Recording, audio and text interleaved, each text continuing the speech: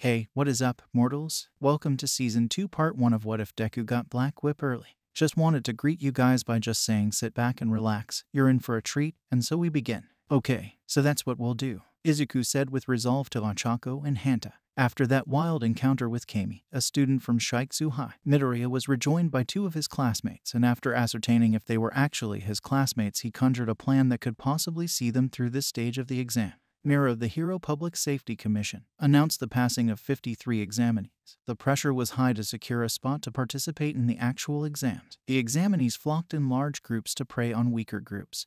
Then they would fight amongst themselves over who got to get the target last. And now the small team of Midoriya, Zero, and Ochako were confronted with a large group throwing balls at them to hit their targets. But this is what they expected and prepared for. Quickly, they small unit mobilized, Uraraka to the front lines. With stones she already touched, she formed a sort of barrier shielding them from the rate of balls momentarily, giving Zero and Izuku enough time to prepare. Zero tapered one end of his tape to Izuku's right gauntlet, continuously spawning the tape from his elbow. Midoriya began his dash, ducking underneath the rubble screen. He applied pressure to his boots and it jolted him off the ground. He had already studied the layout of his surroundings and knew what he was aiming for. Swerving his torso to the left, he dodged an incoming ball. He shot out a tendril from his left gauntlet that wrapped around a boulder that was just in front of the first line of the large group, crouching his upper body low with his legs wide apart. Izuku began to move rapidly towards the other examinees, as if he was pulled across the water with a jet ski. His position perfectly guarded his targets. The balls they threw bounced off harmlessly. In less than a second, he was in front of the first examinee with his propulsion deactivated. The examinee tried to hit Izuku's target once he was upright.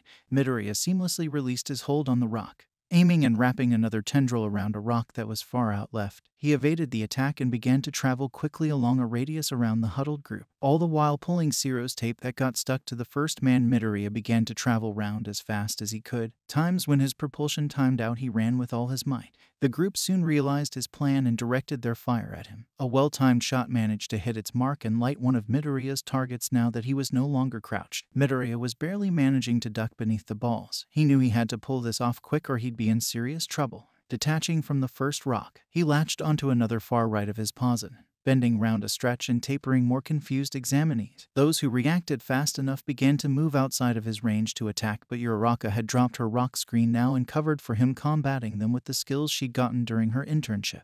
Midoriya pressed on, latching onto the final rock pedestal he saw, completing a full circle, huddling and mangling a large number of examinees together with Zero's durable sticky tape. The few Uraraka tussled with ran off after seeing their mates being incapacitated. Unable to move, Midoriya, Zero, and Uraraka picked off the examinees easily and made their way into the actual exams. The actual exams were rather anticlimactic, considering the fact that they'd been in a race against time to qualify. Rescuing civilians from the wrecked grounds was kind of a downer for others, but not to Midoriya.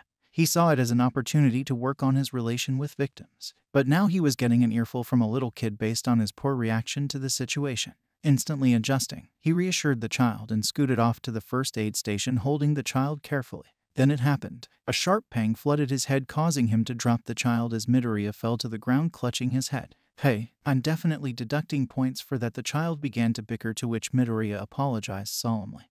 But his danger sense had struck out of the blue, which only meant one thing. Something bad was about to happen. Right on cue, a large explosion went off, catching every examinee's attention. Over the comm, the arrival of the villains was announced, and they as the heroes were to suppress them while still rescuing. Just great. Midoriya managed to take the boy to shelter and return back to the scene. The number 10 hero gang Orca was charging towards the shelter with a legion of villains. Shindo from a rivaling school steps up as well. Using his vibrate quirk, he destroys the earth with huge tremors to disorient the villains. But gang Orca was unfazed and plotting something. Danger sense kicked in again and Midoriya acted fast. Charging up his gauntlet with Black Whip, he fired a high-paced tendril at Gang Orca, the wind rippling with the impact on fire. Black Lightning, Tree of Woe controlling the tendril, Midoriya caused it to split into 4 parts, branching out and wrapping around Gang Orca. That should hold him, Midoriya thought, but he was underestimating the hero.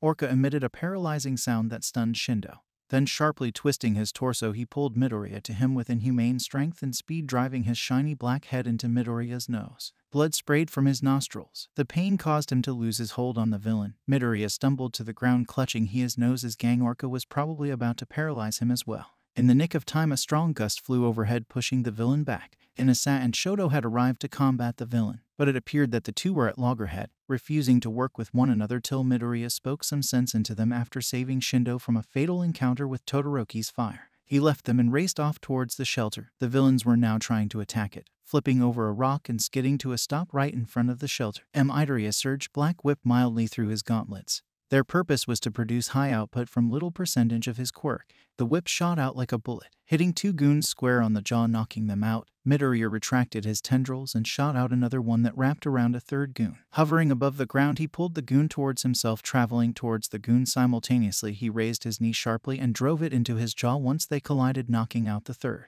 But now the goons were beginning to swarm him. He was getting outnumbered till backup came, evening the odds. They fought the goons. Midoriya punched, kicked, restrained, and slammed bodies together with his quirk, adrenaline providing fuel to aid his reflexes.